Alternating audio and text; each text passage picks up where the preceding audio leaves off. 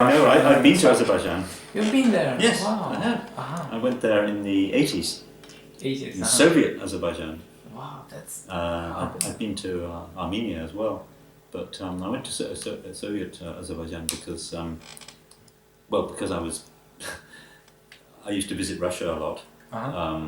You speak a bit Russian? A little bit, not very much. I mean, I understand more than I speak. I've never learned it properly, but I've watched so many Russian films that I have a passive understanding of it. But I took a group of filmmakers on a delegation, on a visit to the Soviet Union, and we were due to go to the central Tajikistan, I think it was. Uzbekistan, maybe? Kazakhstan. I think it was Tajikistan. And suddenly there was a problem, and we got switched. This sort of thing used to happen a lot during the Soviet era. We just told quite abruptly, you're not going there, you're going here. You never know where you're going. And we ended up in Azerbaijan because they always had a policy that if you were a visiting delegation, you always had to go to somewhere as well as Moscow, in addition to Moscow. So I took this group of English independent filmmakers, we took Peter Greenaway's film, but he wasn't there. Derek Jarman went with us. Yeah, we did. I mean, we spent not very long, about 2-3 days. But I was reminded of it recently because Derek Jarman announced, the other filmmaker who was there was Sally Potter, who has a new film out just this week actually in England. Derek Jarman announced that he had always been very interested in Zoroastrianism. Actually, where in our country is kind of center of stuff. I know. India, Azerbaijan, and Iran. Exactly. Triangle. So Derek announced this, and much to our surprise, and we have a number of photos of them, little temples. Have you been at this big temple? Yeah, well, little ones beside the road, because there's so much oil in the ground. So there we have a photograph of Derek sort of making his observances at one of these temples, worshipping the fire, and. But in general, did you enjoy our country? Oh yes, we thought it was wonderful. And Derek shot some film there. He made a film called Imagining October. About a quarter of the film was shot in near around Baku, in the market. Down in the market, he met some young boys, and also we met. You would probably know this. There's an extraordinary kind of sculpture. It's just outside Baku. It's made by a man in memory of his daughter who was drowned, I think. Huge, like a sort of park of primitive sculptures this guy made. I have no names in my memory. Isn't it a Maiden Tower just in the center? No, it's not. No, it's not. It's like a sort of garden with all sorts of figures made of clay, I think. But it's very personal, very autobiographical, and big, we're talking about something that's sort of 20, I don't know, 7-8 meters high, very, very large, done in a kind of naive style, very personal, and the guy who made it, I think it was a memorial to his daughter, he was there and he was showing us around. We all remembered it. I mean, Derek is dead now, but we had a kind of reunion sometime later, and we were all talking about it and this extraordinary place that we'd been. One is about Sokurov. I watched the video with you and your conversation. It was kind of funny. He speaks Russian and then he was translating to you.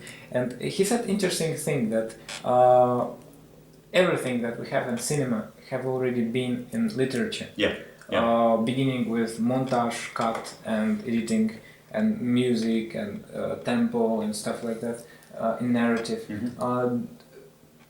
Actually, after he said that, it was confusing for me. Do you agree with him? Well, I think he's... Yes, I do in a way. Yeah, I mean, the simple answer is I think he's right to... He's fighting against this old idea that film created something fundamentally new. And I think he's right about that what film allowed us to do, and this happens with all media, is that you see that it's like doing something that already existed, but doing it in a different way. There's a concept which a couple of Americans created called remediation, as maybe you know, and I think that's the sense that film remediated things that were already being done in theatre and in literature. It's true, essentially. I mean, the best example of all, which is probably the example he would give, would be Tolstoy. And Dostoevsky. Yeah.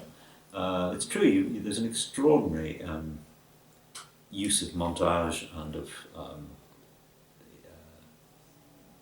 point of view. The manipulation of point of view absolutely anticipates what film would do.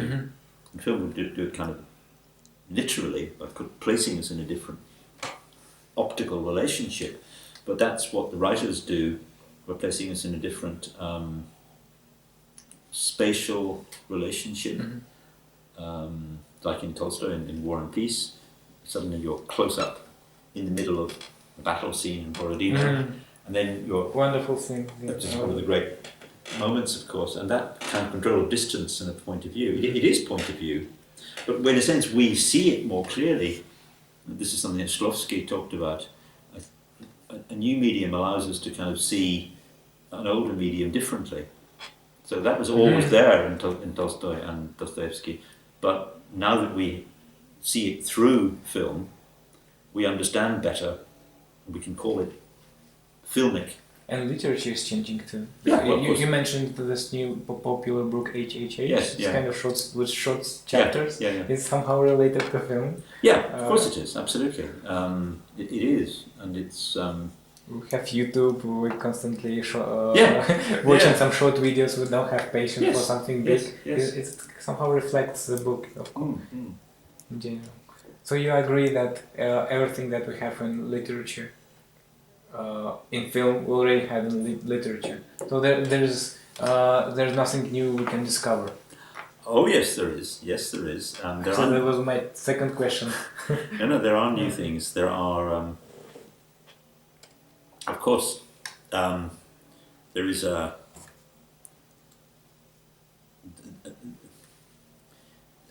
things that people originally thought were new about film. Montage. Eisenstein showed that montage was present in literature, but then his idea of montage was much bigger, much more complex than just seeing montage as kind of short editing. In the 1920s, people thought that montage was just about fast editing. We saw in that threat from October. But Eisenstein argued that it's not about that at all. It's about the whole. For him, montage was everything, but it's all about how things are framed and presented. So montage describes the whole process of how the visual world is represented, whether it's in long takes, short shots, moving things around inside the frame. All of this is montage for Eisenstein. It was very precise. It's not to be identified just with the visual style of late 20s film. So from that point of view, yeah, I mean, you could. It's not so much that it was all present in literature; it's that the artistic devices are to be found in many media. Literature, obviously, is the biggest medium in a sense, but Sokurov would also argue that a great deal of what we have in cinema, of course, is already present in painting. I mean, his own training, I think, was in literature, like a good Russian of his generation, so he knows the literary classics really well. But one of the things that's fascinated him in later life is painting. And, you know, he's made a series of films about painting and so forth, and he's absolutely fascinated by essentially the 19th century painters. He loves Turner and Caspar David Friedrich, especially. So he's developed this intense relationship with painting. He wants to challenge the presumption, and he thinks it is a presumption, that film is fundamentally different and fundamentally new, because he just thinks that's stupid. He's only following in the footsteps of Eisenstein, because Eisenstein also traces everything back into the history of art before film. And so Eisenstein is also really arguing that film is not new. Film is an intensification of certain things that are present in other media. And of course, we see them afresh because we see them in filmic form. So Eisenstein's work as a teacher was to try to show people that these things were already there. So it's a kind of artistic device. It's what Viktor Shklovsky would call an artistic device, which is designed to refresh our perception.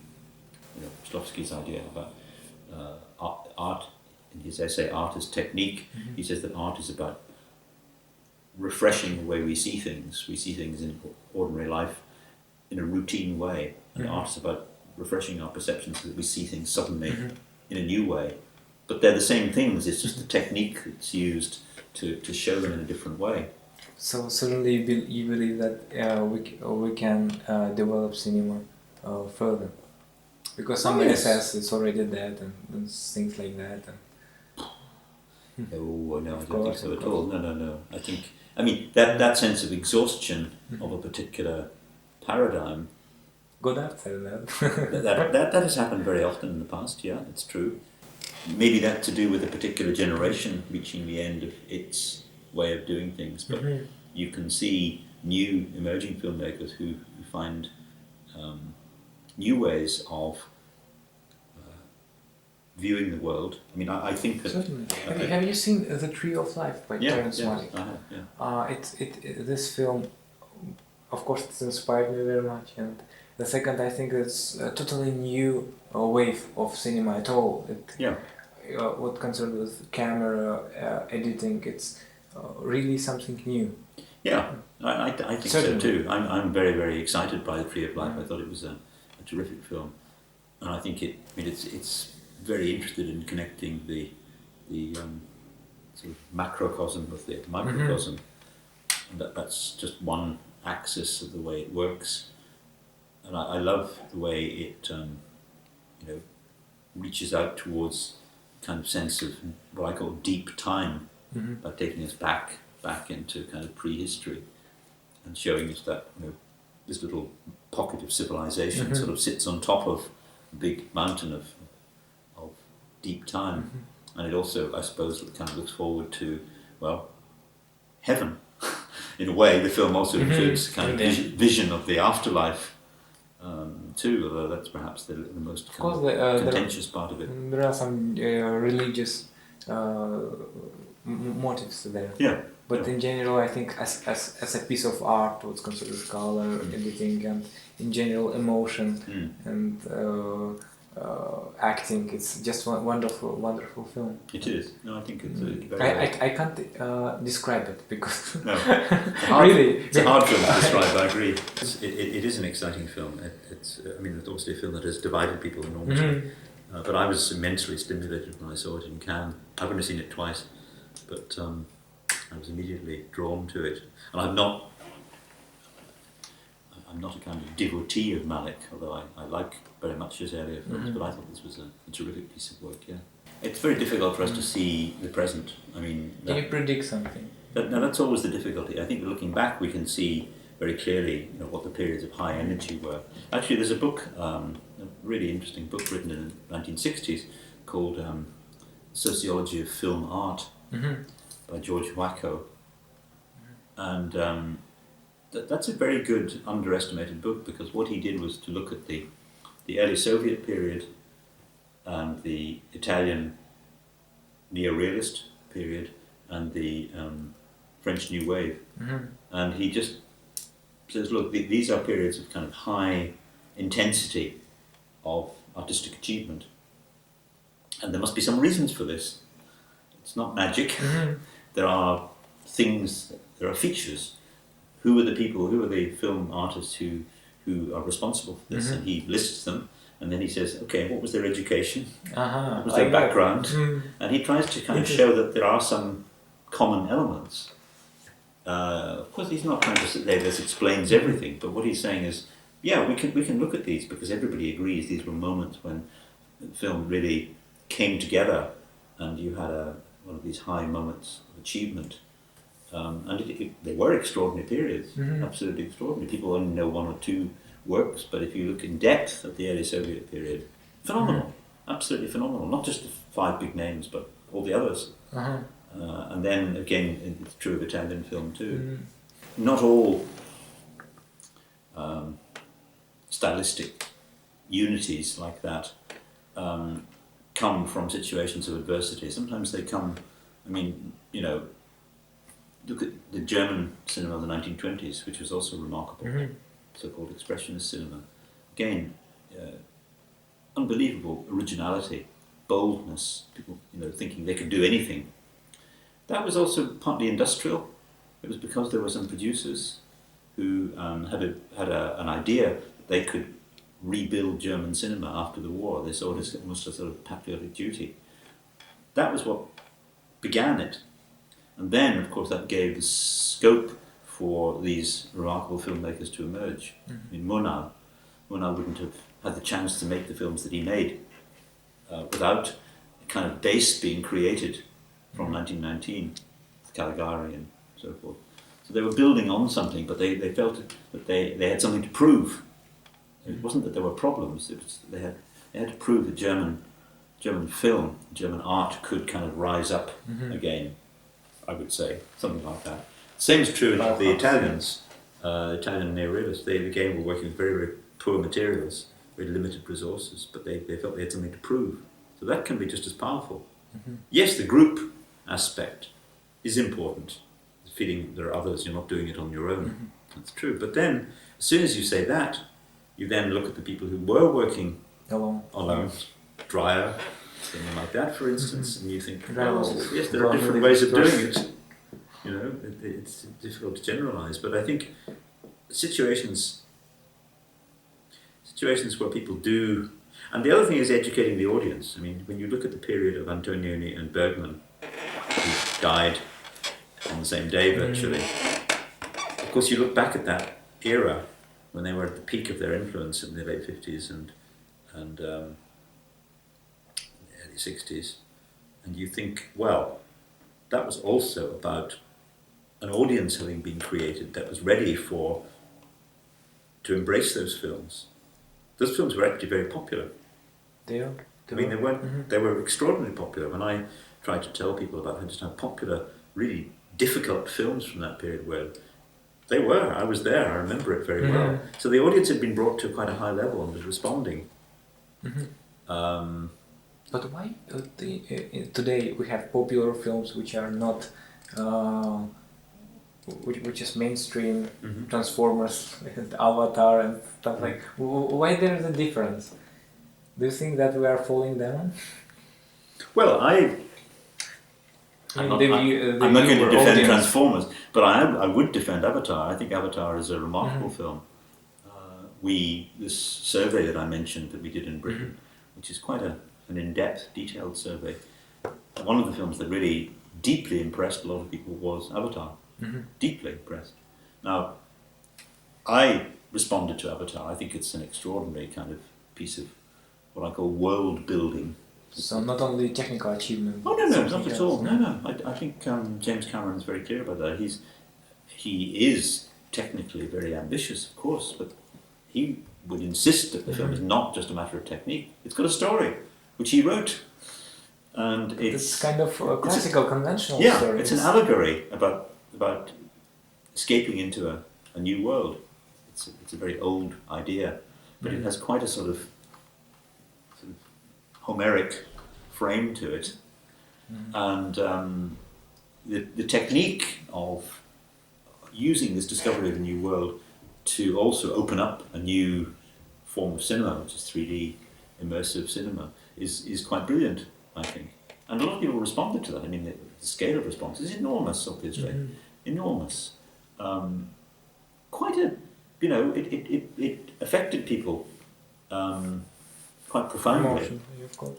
They responded to the ideas in it. Many people saw it as a film about liberation, about fighting imperialism. Really? Oh yes, there are responses. If you, somebody gave a paper about the response to the film in Palestine. People saw it as a parable about fighting the Israelis. And why not? It is. It's about fighting back against military force. It's very open to those kinds of interpretations and so forth. So I don't think we should write it off. I'm surprised at how many people just wrote it off as being uninteresting or unimportant. But I think they're wrong. If you respond to The Tree of Life, I don't see why you can't respond to Avatar. Because those are both films about opening up a kind of big cosmic vision. And just because one is like an art house film, it's got Brad Pitt in it, and the other is not like an art house film, but has many of the themes. There's a sense in which every spectator makes their own film. Of course, there are things that are in the text of the film, but at the same time, the audience brings a lot to any film viewing, and I think that, I've seen evidence that people can bring things to Avatar and that it can have quite a kind of personal meaning for them. When I say it's not a puzzle film, I mean, you're right, it does show and say very clearly what it's about, but then again you have to think about, I think, the kind of immersive spectacle that Avatar is. I mean, it's designed to introduce us to a new way of experiencing film in 3D, which it does very successfully. Very few people found themselves able to stand outside of it, and indeed, it is one of the just 2 or 3 really significant 3D films that opened a whole new potential, which is not sadly being grasped by others. To see if Cameron can do something more to. He seems to be one of the few filmmakers who really has a vision of what 3D might be for. You can't argue really that it's essential, because there are filmmakers who are really self-taught, who have come into film without professional training and have done really important and interesting things. On the other hand, you can say that a kind of period of training, education and so forth can obviously be enormously valuable. I do some teaching at our National Film School in Britain, and what I'm trying to do is to kind of open people's minds to things by showing them a lot of very different sorts of film and give them ways of just expanding their range of references. I don't think it's necessarily going to make them, it might make them a better filmmaker. It's going to open them up more. I mean, Tarkovsky was very much a product of that long education that Geek gave, and he never spoke against it and always valued it. But he also, what he valued was that the time that it gave him to kind of find himself. The times was different, because today's Geek is something totally different. I've been there, and I know several. Actually, my close friend from Russia, he wasn't accepted there to Geek, but now he's shooting his second film, and I think he's going to be one of the biggest contemporary Russian directors. I believe in this sincerely. And it's kind of controversial, so they don't accept you there, and it's. But that's true of all film schools. I mean, if you look at the number of the hundreds of thousands of people who go to film school, only very few of those become well-known filmmakers. Tiny. You dedicated all your life to film, as I understand, yes? Yeah, I think most of my life has been dedicated to film. It's really very simple. It's about trying to get people to take film seriously. It's no more and no less than that. I could never believe that the mass of people just regarded film as something kind of disposable and unimportant and not on the same level as other forms of art. And I thought that when I was 14, 15, and I kind of still think that. And I'm really astonished that people don't see what a big influence on our cultural life film is. So when I worked on that report about the cultural contribution of film, that for me was really about trying to prove to people who are skeptical that film is. Is this your book? Massive. Well, it's a report that I worked on. It's called Opening Our Eyes. And I was responsible for choosing the title. Both of those reports, which I showed on the screen, stories we tell each other, stories we tell ourselves, and opening our eyes. In both cases, I chose the title. I was working as part of a team, but they couldn't think of a title somehow. So I feel quite those titles, stories we tell each other, tell ourselves, and opening our eyes. Those are both titles that I chose and feel very connected to as choices, because I think films are the most important stories that we tell, because they move between nations and they enter into circulation and they form part of our repertoire. We can all talk about films. If I meet you from Azerbaijan, we're more able to talk about films that we've seen. So they're circulated internationally, and of course they shape our vision of the world. And that's the really hard bit to talk about. So what I'm now doing in my teaching and also in my writing is I've been doing a lot of work on the visual aspects of film, because I think that's neglected. And it's because people don't have the vocabulary to talk about it and they feel unsure of themselves. But if you just do it, then of course people respond. So I just taught a course in Sweden in the last month in September about the design of films, trying to get people to look at films as visual structures which create a world which you enter.